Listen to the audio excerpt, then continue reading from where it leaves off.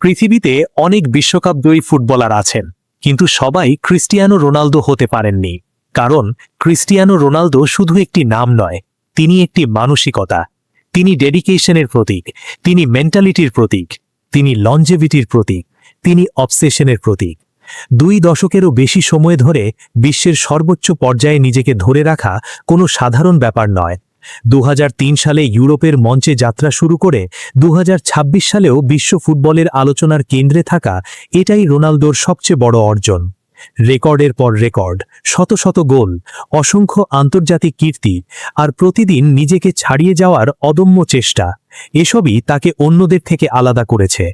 ফুটবলে বিশ্বকাপ অবশ্যই সবচেয়ে বড় ট্রফি, কিন্তু একজন খেলোয়াড়ের পুরো ক্যারিয়ারকে শুধুমাত্র 6-7 ম্যাচের একটি টুর্নামেন্ট দিয়ে বিচার করাটা অনেকের কাছেই অসম্পূর্ণ মূল্যায়ন মনে হতে পারে।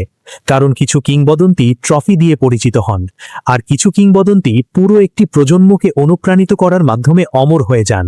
আর ক্রিস্টিয়ানো রোনালদো সেই বিরলদের একজন, যার গল্প শুধু ট্রফির নয়, কঠোর পরিশ্রম, আত্মবিশ্বাস এবং কখনো হার না মানার গল্প।